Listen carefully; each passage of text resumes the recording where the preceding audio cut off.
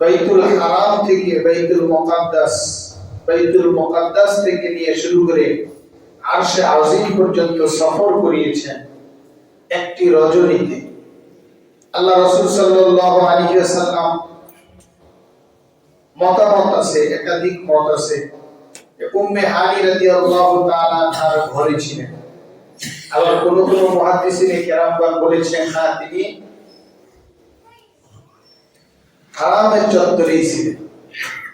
এখন এটাকে সমন্বয় করে একটা মতামত আছে যে আল্লাহ রাসূল সাল্লাল্লাহু আলাইহি ওয়াসাল্লাম মা উম্মে হানি রাদিয়াল্লাহু তাআলা তার ঘরে ওই দিন ছিলেন, ওনার ঘর থেকে বের হয়ে গিয়ে হারাম শরীফে অবস্থান করছেন।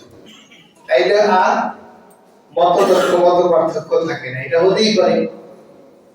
আল্লাহ রাসূল সাল্লাল্লাহু আলাইহি ওয়াসাল্লাম বর্ণনা করেছেন, আমি যে মেরাজ করে এসেছি, আমি যে দুনিয়া থেকে শুরু করে সফর করতে করতে আরশে আজিম পর্যন্ত সফর করে আল্লাহ পাক রব্বুল আলামিনের সঙ্গে স্পেশাল মিটিং করে তোমাদের জন্য স্পেশাল একটা আমল নিয়ে আমি এসেছি। আমার সময় লেগেছে কতক্ষণ তোমরা জানো?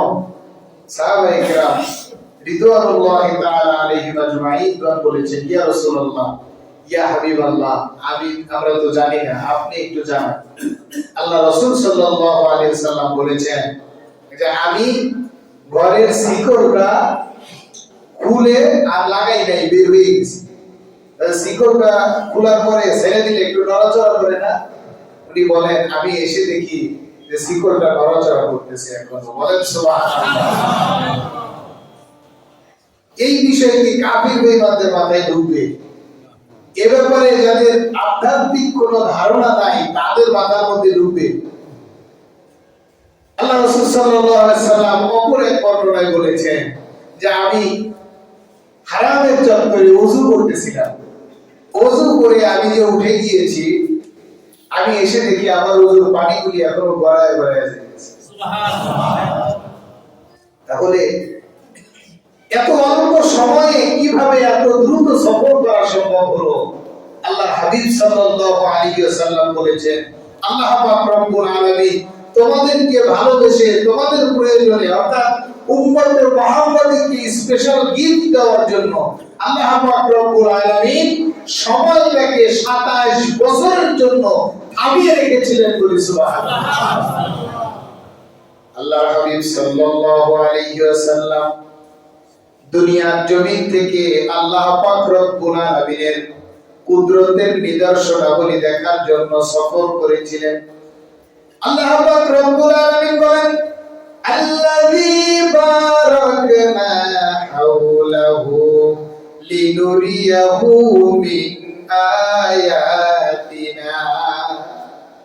আমি যেই বরকতগুলি আমার বান্দাদের জন্য রেখেছি, নিদর্শনাবলী রেখেছি, এগুলি আমার বন্ধুকে দেখানোর জন্য আমি তাকে ইসরা করিয়েছি।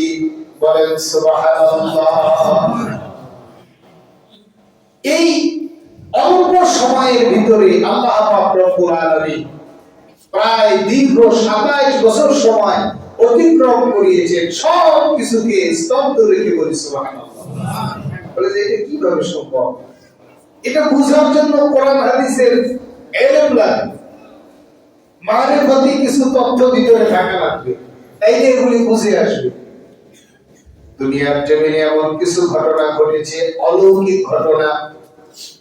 কারামাতুল আউলিয়া হাক্কুন, সমস্ত আসলাফদের বক্তব্য, উলামায়ে হকের বক্তব্য, আল্লাহ পাক রব্বুল আলামিন পয়গম্বরগণ আলাইহিস সালামগণকে দুনিয়ার জমিন থেকে নিয়ে চলে গিয়েছেন, কিন্তু মুআজিজার নিদর্শন স্বরূপ সত্যতা মানুষের হৃদয়ে যাতে করে গেঁথে থাকে, এই জন্য আল্লাহ পাক রব্বুল আলামিনের মুখলেস আবেদ ওলি বান্দাদের মধ্যে কিছু কারামত দিয়েছেন। বলেন সুবহানাল্লাহ। কারামতি আবার এই কারামতি না যে শীতের শুরুতে একদিন ভালো করে গোসল করে এরপরে পরবর্তী শীত আসার আগ পর্যন্ত আর গোসল নাই। আমাদের দেশের মানুষ মনে করে এর মধ্যে কারামতি আছে। বলে কি কারামতি? বলে 40 বছর যাবত গোসল করে হয়তো কুকুরের সাথে বড় নাপাক হয়ে গেছে। ওর মধ্যে কারামতি হলো নাপাক, ওর মধ্যে কারামতি হলো ও একেবারে নিম্নমানের মানুষ।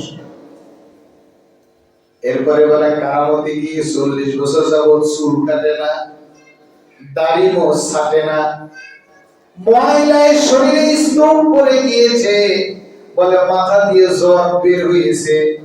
আমি বলি জ্বর বের হয় না, আপনারা যাদের বড় বড় দাড়ি আছে একটু পরীক্ষা করে দেখবেন।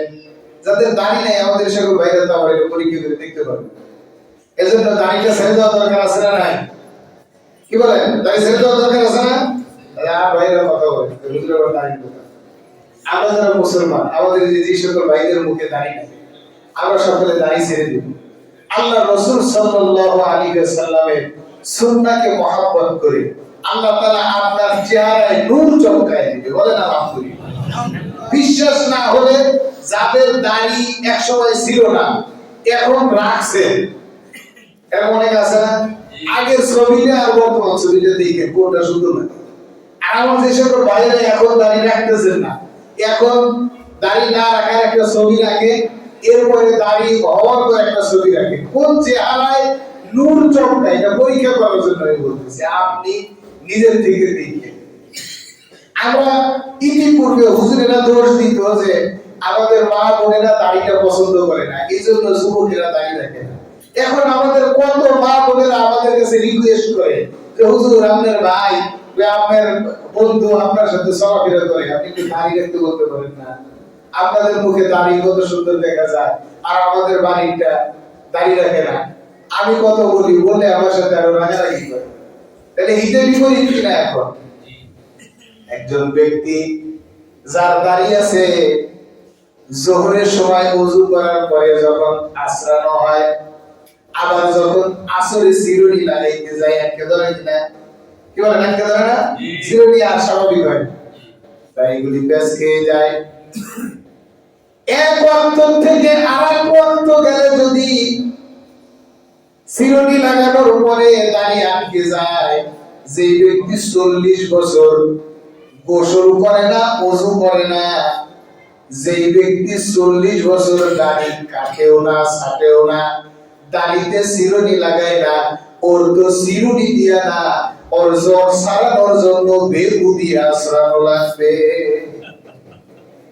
তাইলে যদি কিছুটা ছাড়ে, ও তো ছাড়বে না, কারণ ময়লায় জব লেগে গেছে। কিন্তু আমাদের দেশের মানুষেরা মনে করে এগুলা কারণ একেবারে বিশাল বড় ওলি। ওলি কিসের জন্য? গোসল করে না 40 বছর যাবত। ওলি কিসের জন্য?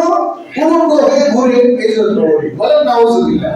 মানে যত অনৈসলামিক কাজ যত দীর্ঘদিন সময় নিয়ে করতেছে, আমাদের দেশের কিছু পাগলেরা ওইটাই আমল মনে করতেছে। বলেন নাউজুবিল্লাহ। এটা হচ্ছে ইসলাম না বুঝার কারণে। আল্লাহর একজন বান্দা তার উস্তাদকে হাদিসের দর্শে বসে বলতেছেন, উস্তাদ আমার খুব শখ, আমি একটু বাইতুল্লাহ সফর করব। কি করব? একটু বাইতুল্লাহ সফর করব। আপনার তো পয়সা পাতি আছে, আপনি মাঝে মধ্যে যান, আপনার মুরিদান আছে, আপনাকে বাইতুল্লাহ সফরে নিয়ে যায়। আমি কেমনে যাব? আমার তো যাওয়ার পয়সা নাই, কিন্তু আমার দিকে খুব তামান্না। একদিন, 2 দিন, 3 দিন এইভাবে যখন শাগরেদ ওস্তাদের কাছে হাদিসের দর্শে বসে মদিনা জিয়ারতের আকুতি জানাইছে, মক্কা জিয়ারতের আকুতি জানাইছে, ওস্তাদ বলে একেবারে খুব শখ, যাওয়াই লাগবে। বলে হুজুর আমি যখন হাদিস পড়ি, মক্কা মদিনার কথা যখন আমার সম্মুখে আসে, আমার হৃদয়টা হু হু করে কেঁদে ওঠে, আমার খুব যাইতে মন চায় হুজুর। বলে তাহলে ঠিক আছে, শুক্রবারের দিন কারো কাছে কোনো কিছু বলা যাবে না, অন্তত পক্ষে আমি জীবিত থাকাকালীন তোমার জবান দিয়ে এরকম কোন শব্দই বের করতে পারবা না। শুক্রবারের দিন মাগরিবের আগে দরুদ শরীফের আমল করবে। তুমি যখন বসে বসে দরুদ শরীফের আমল করবে, আমি এসে তোমার হাত ধরবো, তুমি চোখ বন্ধ করবে, দরুদ শরীফের আমল তুমি করতে থাকবে, আমি তোমাকে হাঁটায় নিয়ে যাব, তুমি চোখ খুলতে পারবা না, দরুদ শরীফের আমল চলতে থাকবে। একটা পর্যায়ে গিয়ে আমি যখন বলবো চোখ খুলো, তখন তুমি চোখ খুলবে। বলে হুজুর তাইলে কি হবে? বলে তাইলে কি হবে সেটা আমি বুঝবো, তাইলে যে কি হবে এই প্রশ্ন এখন করা যাবে না। বলে ঠিক আছে। মনে মনে খুশি যে কাজ হবে, কোনো কিছু ঘটতে যাচ্ছে, কারণ ওস্তাদ কোন দরকার, ছাত্র কিছুটা আশ পায় কিনা। শুক্রবারে মাগরিবের আগে বসে বসে দরুদ শরীফের আমল করেছে, সেই কথা সেই কাজ। মনে মনে চিন্তা করে মক্কা মদিনা দেখতে চাইছি, হুজুরে নিশ্চয়ই কারামতের মাধ্যমে আমাকে মক্কা মদিনায় সফর করায় আনবে, কিন্তু কোন রাস্তা দিয়ে নিয়ে যায় এইটা দেখার জন্য আমি কয় ধাপ আগাই, দরুদ শরীফের আমল করব আর কৌশলে গুনতে থাকবো। পরে যখন হুজুরের কেরামতি শেষ হয়ে যাবে, আবার কেরামতি শুরু হবে। ঠিক কিনা বলেন? যদি দেখি যে আধা ঘন্টা লাগলো, কোন দিক দিয়ে সুরঙ্গ মুরঙ্গ মনে হয় আছে, ওইদিকে হাঁটা শুরু দিবে, তাইলেই পাইয়া যাব। যেই কথা সেই কাজ। ওস্তাদ যখন চোখ খোলার কথা বলছে, সাগরের চোখ খুলে দেখে মদিনা মুনাওয়ারার মসজিদে দাঁড়ায়া জড়ায় ধরছে। ওস্তাদকে বলে আমাকে জড়ায় ধরার সময় নাই, মাগরিবের আযান দিবে, তাড়াতাড়ি মাকবারা জিয়ারত করো, রাসূল মাকবুল সাল্লাল্লাহু আলাইহি ওয়াসাল্লামের রওজা মুবারক জিয়ারত করো। যদি জিয়ারত না করে পাগলামি করো, আর কিন্তু দশে ফিরতে পারবা না। তাড়াতাড়ি রওজা মুবারক জিয়ারত করছে। বলে হুজুর তাইলে এবার একটু মক্কায় যাই, মদিনা শরীফে আসলাম, রওজা শরীফ জিয়ারত করলাম, একটু তাওয়াফ করব না, একটু তাওয়াফ করতে যে মনে চায়। হুজুর বলে এত আরজি এত অল্প সময়ের মধ্যে কেন করো? আচ্ছা ঠিক আছে, তাড়াতাড়ি আবার দরুদ শরীফের আমলে বসো। আমলে বসলে আবার নিয়ে গেছে মক্কা মুকাররমায়, বলে দ্রুত তাওয়াফ শেষ করো, যদি বাসায় ফিরতে চাও দ্রুত তাওয়াফ শেষ করো, নইলে কিন্তু ধরা পড়ে যাবো দুইজনেই। এইবার ওস্তাদের কথা শুনে দ্রুত তাওয়াফ শেষ করে আবার জায়গায় বসে দরুদ শরীফের আমল করতেছে। ওস্তাদের হাত ধরে হাঁটায় নিয়ে আসছে, বলে যাওয়ার সময় গেছি 9 ধাপ, আসার সময় দিছি 27 ধাপ। এখন 10 থেকে বসে 9 ধাপ যদি টাকে দিতে যাই তাহলে ওয়ালের সাথে ধাক্কা খাই, আর 27 ধাপ যদি বাইরের দিকে দিতে যাই তাহলে ওযুখানার ভিতরে যায় উল্টা পড়ি। কি হইলো, কি দেখলাম, কি হইলো, কেমনে কি হইলো কিছুই বুঝলাম। এগুলো হচ্ছে কারামাতুল আউলিয়া। আল্লাহ পাক রব্বুল আলামিন, আল্লাহ পাক রব্বুল আলামিনের মুস্তাজাবুদ দাওয়া বান্দাদেরকে এরকম কিছু কিছু সুযোগ সুবিধা দেন, কিন্তু গোসল না কইরা, না খায়া না দায়া ইসলামের বিপরীতে চলে এটা পাওয়া সম্ভব নয়। আল্লাহর হাবিব সাল্লাল্লাহু আলাইহি ওয়াসাল্লামকে আল্লাহ পাক রব্বুল আলামিন বিভিন্ন নাজ নেয়ামত দেখালেন, যা দুনিয়ার জমিনের বিজ্ঞানীদের বুঝে ধরে না, দার্শনিকদের চিন্তায় ধরে না। আল্লাহ পাক রব্বুল আলামিন বলেন, এর মধ্যে আমি আমার হাবিবকে কত কিছু দেখালাম। আল্লাহর হাবিব সাল্লাল্লাহু আলাইহি ওয়াসাল্লাম বর্ণনা করেন, আমি হারাম শরীফ থেকে যখন বোরাকে উঠলাম, বোরাকে উঠে যাত্রা শুরু করলাম, কিছু দূরে গিয়ে একটা জায়গায় আমাকে নামানো হলো, বলা হলো এখানে আপনি সালাত আদায় করেন। এখানে শুআয়ব আলাইহিস সালামের কবর, শুআয়ব আলাইহিস সালামের এলাকা, আমি নামাজ আদায় করলাম। আর কিছু দূর পরে যাওয়ার পরে তুর পাহাড়ে নিয়ে যাওয়া হলো, সেখানে নিয়ে গিয়ে বলা হলো এইখানে এটা হচ্ছে সিনাই পর্বত। মুসা আলাইহিস সালামের সঙ্গে আল্লাহ পাক রব্বুল আলামিন মুসা আলাইহিস সালামকে এই পাহাড়ে নিয়ে এসে কথা বলেছিলেন, এইখানে একটু নামাজ আদায় করেন। আমি সেখানে 2 রাকাত নামাজ আদায় করলাম। এইভাবে যাইতে যাইতে যাইতে যাইতে একটা জায়গায় দেখলাম বিশাল খেজুর বাগান। এই খেজুর বাগানের একটা জায়গায় আমাকে নামিয়ে দেওয়া হলো, আর বলা হলো এখানে আপনি 2 রাকাত নামাজ আদায় করেন। এইখানে আল্লাহ পাক রব্বুল আলামিন অচিরেই আপনাকে নিয়ে আসবেন, আর আপনাকে যেই দিন দিয়ে আল্লাহ পাক রব্বুল আলামিন পাঠিয়েছেন এই জায়গা থেকে আপনার দ্বীনের দাওয়াত চমকাইতে থাকবে। বলেন সুবহানাল্লাহ। আল্লাহ রাসূল সাল্লাল্লাহু আলাইহি ওয়াসাল্লাম বলেন এই জায়গার নাম কি? জিবরাইল আলাইহিস সালাম বললেন এই জায়গার নাম ইয়াসরিব। তখন সেই জায়গার নাম মদিনা হয় নাই, মদিনার পূর্ব নাম হচ্ছে ইয়াসরিব।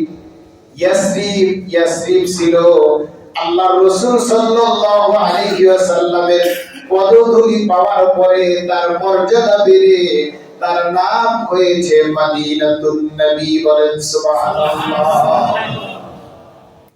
এইভাবে আল্লাহ রাসূল সাল্লাল্লাহু আলাইহি ওয়াসাল্লামকে বিভিন্ন দর্শনীয় স্থান দেখানো হলো।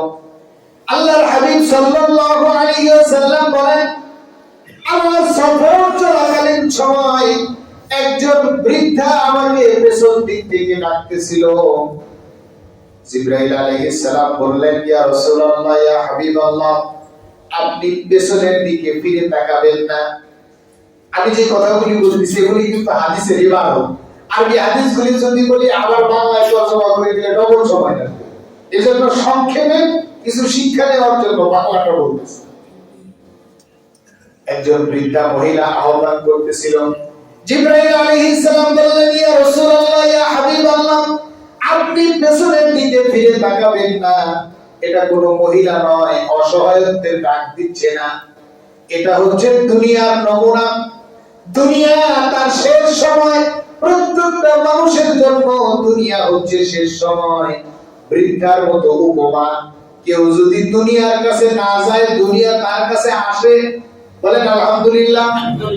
আর যদি কেউ দুনিয়ার দিকে আগায় যায় তাহলে দুনিয়া দৌড়ায়া তার থেকে দূরে চলে যায়। পাগলা ঘোড়ার মতো আপনি ধরতে যাবেন ধরা দিবে না, আপনি ধরতে যাবেন না আপনার আশপাশে এসে আপনাকে গুতানোর চেষ্টা করবে। এটা হচ্ছে দুনিয়ার স্বভাব। দুনিয়ায় বৃদ্ধা মহিলার উপমা। আপনি সামনের দিকে এগিয়ে যান। আল্লাহ রাসূল সাল্লাল্লাহু আলাইহি ওয়াসাল্লামের সম্মুখে 2টি পাত্র রাখা হলো। আল্লাহ রাসূল সাল্লাল্লাহু আলাইহি ওয়াসাল্লামকে বলা হলো আপনি একটা পাত্র চয়েস করেন। একটি পাত্র ছিল শরাবের, মদের, আর একটি পাত্র ছিল আসাল তথা মধুর। বলেন আলহামদুলিল্লাহ। আল্লাহ রাসূল সাল্লাল্লাহু আলাইহি ওয়াসাল্লাম মধুর পাত্রটাকে গ্রহণ করলেন। বলেন আলহামদুলিল্লাহ। জিবরাইল আলাইহিস সালাম বললেন ইয়া রাসূলুল্লাহ ইয়া হাবিবাল্লাহ আপনি যদি শরাবের পেয়ালাটা গ্রহণ করতেন আপনার উম্মত সকলেই হালাক হয়ে যেত, গোমরাহ হয়ে যেত। আপনি আসল তথা মধু গ্রহণ করার কারণে আল্লাহ পাক রব্বুল আলামিন আপনার উম্মতদেরকে হেদায়েত দান করবেন। তারা গোমরাহী হবে না, যারা আপনার পথে পরিচালিত হবে, যারা আপনার মতকে অনুসরণ করবে তারা কোনোদিন গোমরাহিতে নিমজ্জিত হবে না। একটু জবান খুলে বলি সুবহানাল্লাহ। আল্লাহর হাবিব সাল্লাল্লাহু আলাইহি ওয়াসাল্লাম বলেন আমি যাইতে থাকলাম। যাইতে যাইতে আমার চোখে অবাক করা দৃশ্য ধরা পড়লো। আমি দেখলাম একদল মানুষ ফসল কাটে। তারা কাটতে কাটতে যায়, জমির এক সাইড থেকে শুরু করে কাটতে কাটতে যায়। তারা সামনে যায় পেছন দিক দিয়ে, আবার ফসল উৎপাদন হয়ে যায়। বলেন সুবহানাল্লাহ। কেটে শেষ করে ফেলে, আবার কাটতে কাটতে আসে, আবার ফসল উৎপাদিত হয়। এইভাবে তারা কাটে আর ফসল উৎপাদন হয়, কাটে আর ফসল উৎপাদন হয়। আমি জিবরাইলকে জিজ্ঞাসা করলাম ভাই জিবরাইল এই লোকগুলি কারা যারা এইভাবে ফসলগুলি কাটতেছে আর আল্লাহ পাক রব্বুল আলামিন তাদেরকে আবার দিয়ে দিচ্ছেন। আল্লাহ পাক রব্বুল আলামিন পবিত্র কোরআনুল কারীমে তাদের উপমা দিয়ে বলেন মাযালুল্লাযীনা ইউনফিকুনা আমওয়ালাহুম ফি সাবিলিল্লাহি কামাদালি হাব্বাতিন আম্বাতাত সাবআ সানাবিলা ফি কুল্লি সুম্বুলাতিন মিআতু হাব্বা। বলেন সুবহানাল্লাহ। আল্লাহ পাক রব্বুল আলামিন বলেন এই সম্প্রদায় হচ্ছে তারা আপনার উম্মতের যারা দান খয়রাত করত, তাদের উপমা হচ্ছে এরকম। তারা একটি টাকা দান করত, একটি চারা গাছ রোপণ করত, একটি চারা গাছ থেকে 7টি শীষ বের হতো, আর প্রত্যেকটি শীষে 100 করে দানা ধরতো। বলেন আলহামদুলিল্লাহ। আমরা একটা চারা গাছ রোপণ করি, একটা চারা গাছ রোপণ করার পরে এই চারা গাছ থেকে 7টি শীষ বের হয়। এই প্রত্যেকটি শীষে আবার 100 করে চারা আল্লাহ পাক রব্বুল আলামিন আমাদেরকে দিয়ে দেন। বলি সুবহানাল্লাহ। দুনিয়ার জমিনের কোন বিজ্ঞানী, কোন গবেষক এটা আবিষ্কারক, আমরা বলি যে 49 নম্বর বিজ্ঞানী আবিষ্কার করছে। কি বলে 49 নম্বর বিজ্ঞানীর ক্ষমতা আছে একটা ধান আবিষ্কার করা? না। উনি গবেষণা করে উৎপাদনের পদ্ধতিটা মানুষকে জানিয়েছেন, কিন্তু এই পদ্ধতিটাও তার মাথার ভিতরে দিয়েছেন কে? একটা সময় মানুষেরা খাবার পেত না, জমি থেকে ফসল উৎপাদন হইতো বছরে একবার 2 মণ 3 মণ, বড় জোর খুব ভালো হইলে 5 মণ। এরকম সময় এক সময় ছিল না যে জমিতে ধান উৎপাদন হয় বছরে একবার, তাও 5 মণ 4 মণ। 5 মণ হলে খুব আবার ভালো হয়েছে, তার জমির মানটা খুব ভালো। কিন্তু এখন আল্লাহ তাআলা যে জমি আমাদেরকে দিয়েছে ওই জমিই আছে, পদ্ধতিটাকে বিনিয়োগ করার কারণে আল্লাহ পাক রব্বুল আলামিন মানুষের মাথার মধ্যে এমন বুদ্ধি দিয়েছে। এই বুদ্ধিগুলি খাটার কারণে এখন এক জমিতে, যেই জমিতে বছরে একবার 5 মণ হইতো, এই জমিতে বছরে 3 বার ফসল উৎপাদন করা যায়, একবারই 50 মণ হয়। বলেন আলহামদুলিল্লাহ। এই নিয়ামত দিয়েছেন কে? আল্লাহ। আল্লাহর হাবিব সাল্লাল্লাহু আলাইহি ওয়াসাল্লামকে বলা হলো আপনার উম্মতের যারা আল্লাহর রাস্তায় দান করে, আল্লাহর রাস্তায় ব্যয় করে, তাদের উপমা হচ্ছে এটা। তারা দান করে 1 টাকা, আল্লাহ পাক রব্বুল আলামিন তাদেরকে 1 টাকার বদৌলতে দেন 10 টাকা, আর এই 10 কে আবার আল্লাহ পাক রব্বুল আলামিন প্রত্যেকটি 1 কে 700 গুণ পর্যন্ত বৃদ্ধি করে দেন। জবান খুলে বলেন সুবহানাল্লাহ। বহু নিয়ামত দেখলেন, ইম্পর্টেন্ট কিছু নিয়ামতের কথা উল্লেখ করছি। আল্লাহর হাবিব সাল্লাল্লাহু আলাইহি ওয়াসাল্লাম আরো দেখলেন একদল মানুষের হাতের নখগুলি লোহার আর তামার, এই নখগুলি দিয়ে তারা নিজেরাই নিজেদের শরীরে খামচাইতেছে, নিজেদের শরীর থেকে গোশত উঠিয়ে উঠিয়ে খাচ্ছেন। আল্লাহর হাবিব সাল্লাল্লাহু আলাইহি ওয়াসাল্লাম বললেন, ভাই জিবরাইল, এরা কারা? এরা কেমন মানুষ যারা নিজেদের শরীর থেকে নিজেরাই গোশত উঠিয়ে উঠিয়ে খায়? জিবরাইল আলাইহিস সালাম বললেন, জিবরাইল আলাইহিস সালামের বর্ণনা, এই শাস্তিগুলি আল্লাহ পাক রব্বুল আলামিন পবিত্র কালামে হাকিমের মধ্যে দিয়ে রেখেছেন। আল্লাহ পাক রব্বুল আলামিন বলেন, আয়ুহিব্বু আহাদুকুম আইয়াকুলা লাহমা আখিহি মাইতান ফাকারিহতুমু। আল্লাহ পাক রব্বুল আলামিন বলেন, তোমরা কি এটা পছন্দ করো যে তোমাদের মৃত ভাইয়ের গোশত তোমরা ভক্ষণ করবা? কোন ভাইয়ের গোশত? মৃত ভাইয়ের গোশত। তোমার মরা ভাইয়ের গোশত, মরা ভাই মারা যাওয়ার পরে তোমার মরা ভাইয়ের গোশত তুমি খাবা, এটা কি পছন্দ করো? এটা যেমন জঘন্যতম কাজ। আল্লাহ পাক রব্বুল আলামিন বলেন, ফাকারিহতুমু, তোমরা এটা পছন্দ করো, অথচ তোমরা গীবত করো। আল্লাহ পাক রব্বুল আলামিনের দরবারে গীবত করা, মরা ভাইয়ের গোশত খাওয়ার জন্য নিকৃষ্ট। জবান খুলে বলেন নাউজুবিল্লাহ।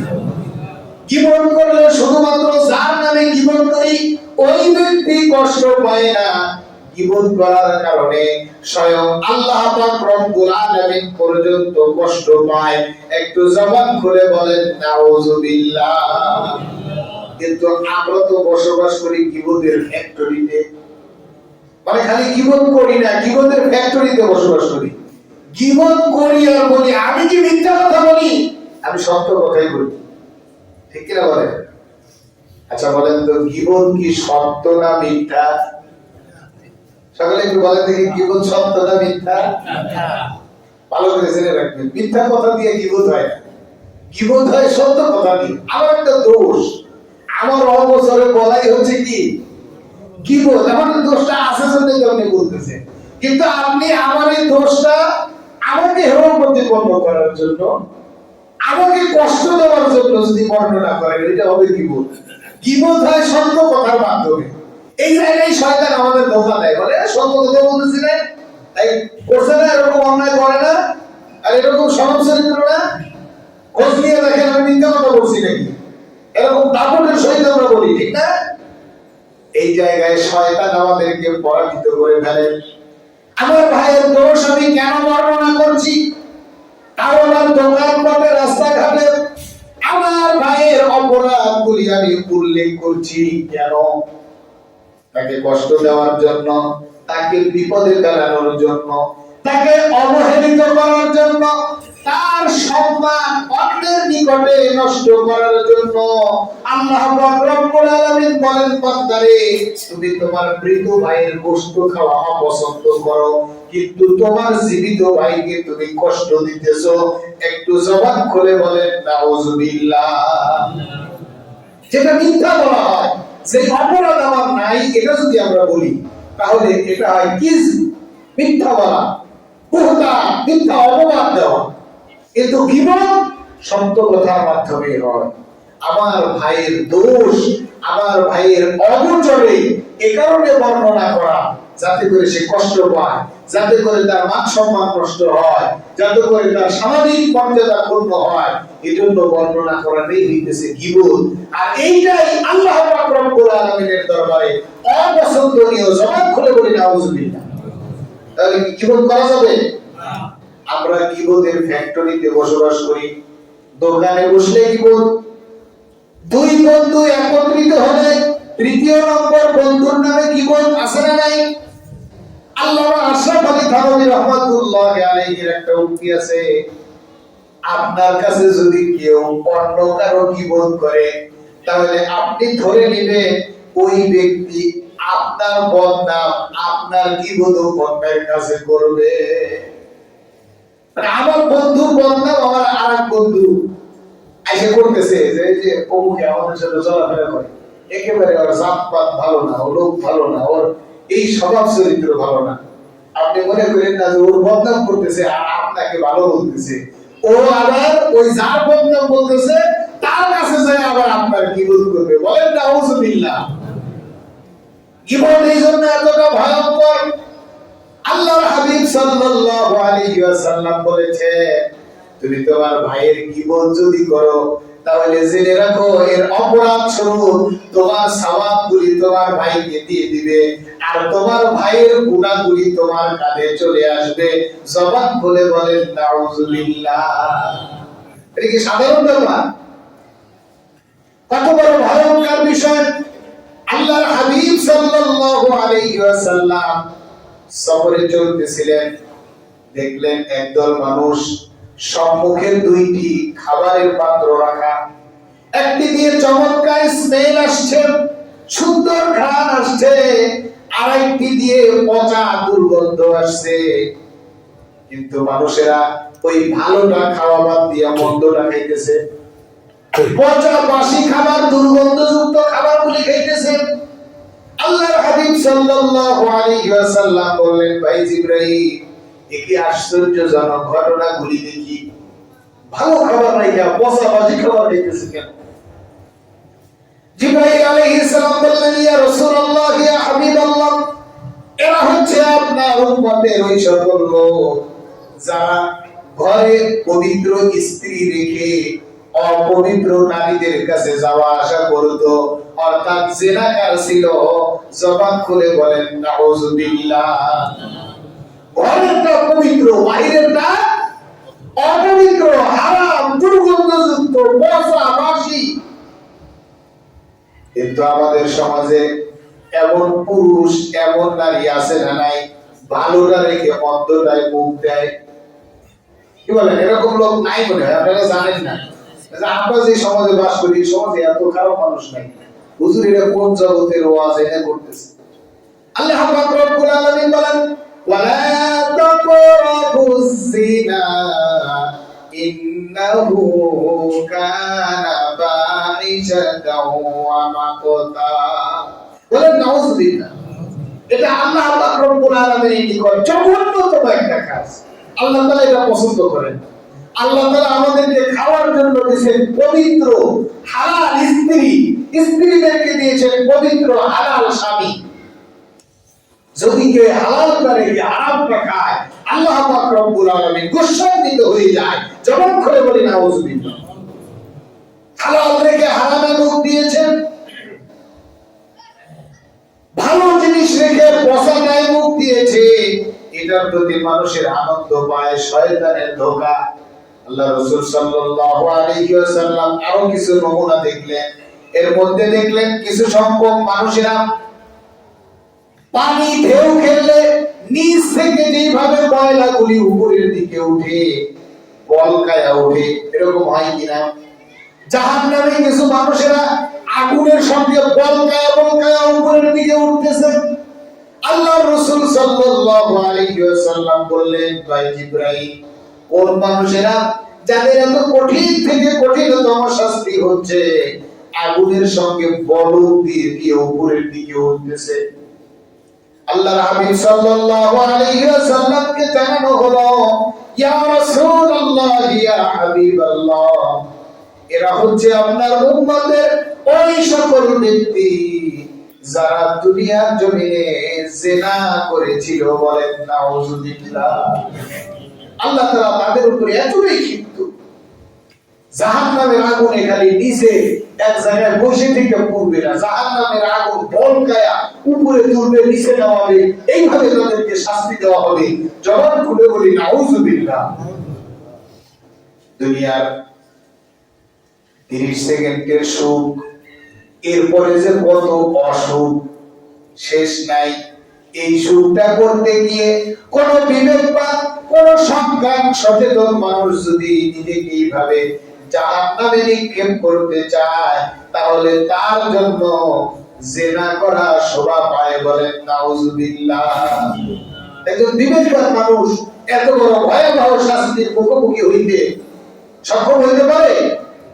আল্লাহ পাক রব্বুল আলামিন আমাদেরকে সঠিক বুঝ দান করুন। সকলে বলি আল্লাহুম্মা আমিন।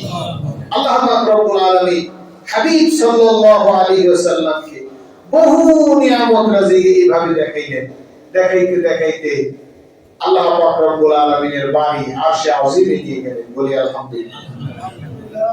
আরশে আজিমে নিয়ে গিয়ে বিভিন্ন আলোচনা হলো।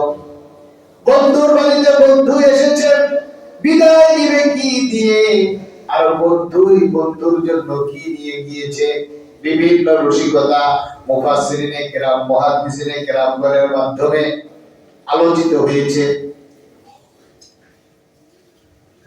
আল্লাহ পাক রব্বুল আলামিন হাবিব সাল্লাল্লাহু আলাইহি ওয়াসাল্লামকে বললেন, দোস্ত আমার বাড়িতে তো আসছেন, কি নিয়ে আসছেন?